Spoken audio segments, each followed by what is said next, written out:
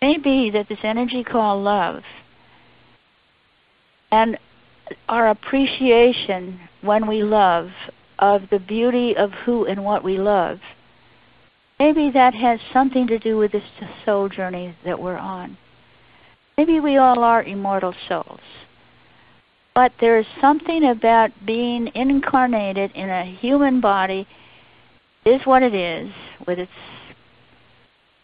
in a human life that is relatively as short as it is, and filled with unchosen circumstances and sometimes tragedy, but also the experience we have here.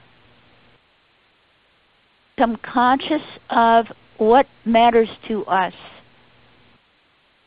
to make choices based on what matters to us. This is where the archetypal level of this psyche comes in. It is to say, not only do we come in with the archetypal sense that we have a soul, also have a sense of meaning, that meaning must exist, and we usually put it as human beings in some form of connection with something greater than ourselves. See, in cultures across the globe, have worshipped all kinds of forms, goddesses and gods and animals, divinities with many arms, divinities that were half human and half animal. All of these have been sacred to us, Homo sapiens, human beings. It has to come through the experience of actually being in awe, connected, feeling loved by something greater than ourselves. That is a human experience. I use Greek mythology as metaphor, as teaching story, as a way of deepening my understanding of the archetypes in us. And I have found that C.G. Jung has offered the deepest and broadest perspective for me of who we are as human beings and what our journey is about. And it goes back to only we can answer the questions that Campbell presented. What gives your life, I like the word joy better than bliss, but what gives your life joy and harmony? Find it and follow it. The deepest form of harmony often comes from leading your life connected to the deepest patterns in yourself that give your life meaning. Jung described the archetype of meaning itself as that which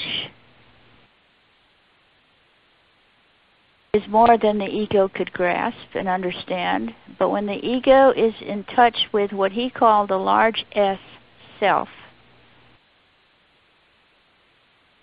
the ego, that is the sense that is I am, I do, I choose, suffer.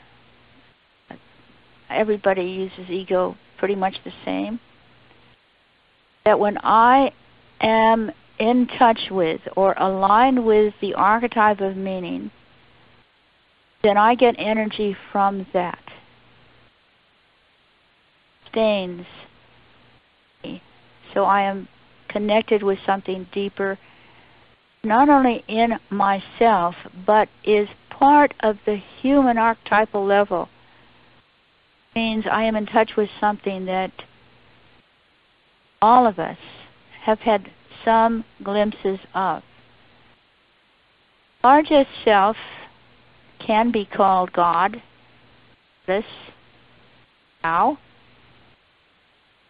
can be referred to as higher power, be referred to as the universe. Sense of the Tao or the universe being a connection to a major sense of oneness that underlies everything. At some deep level, we know that we are connected to everything on this planet, all life, animate and inanimate, for even the soil and the rocks really are alive. That when we share that sense of oneness with everything, then we have a sense being in touch with the Tao. When we become conscious of what is acting in us, which are the archetypal patterns, and what is acting on us, which the women's movement described as patriarchy, but in a more particular way can just be described as the effect of family values, family history, our religion, and our culture on us, meaning what are the expectations that you grew up with. If you were a cherished daughter, a valued child, what were the values that you were rewarded for? Those are the outer expectations. And sometimes they have to do with your particular religious background. Sometimes it has to do with the particular lineage of your family. And sometimes it has to do with the expectations that were laid on you when you were born by parents who, through giving you a particular name, who thought of you as fulfilling some aspect of even themselves that they were not able to live out.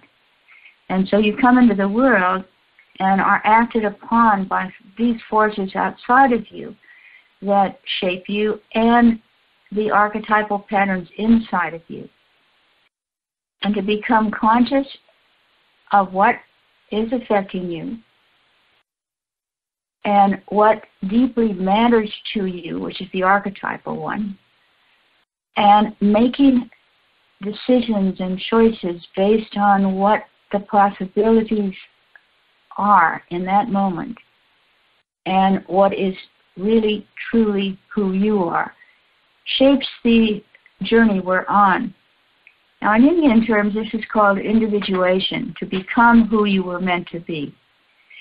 Joseph Campbell describes it as living your personal myth.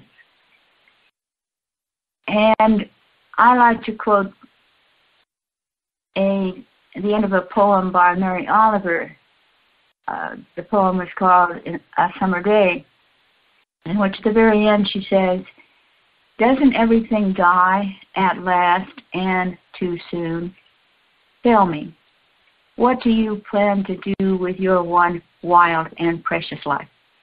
That phrase, what do you plan to do with your one wild and precious life? That's about consciousness. That's about shaping the journey you're on.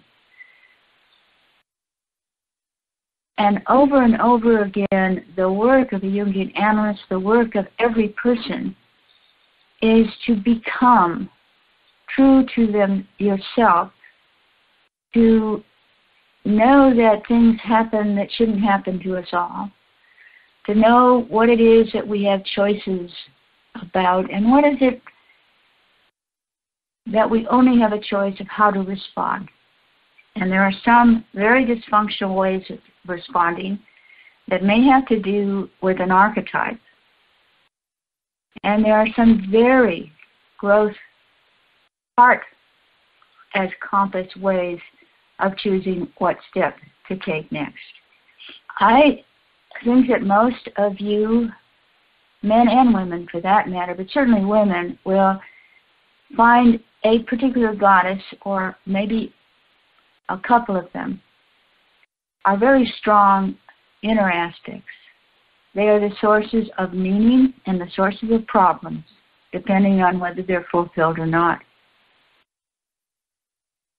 And to know it and act accordingly makes a difference.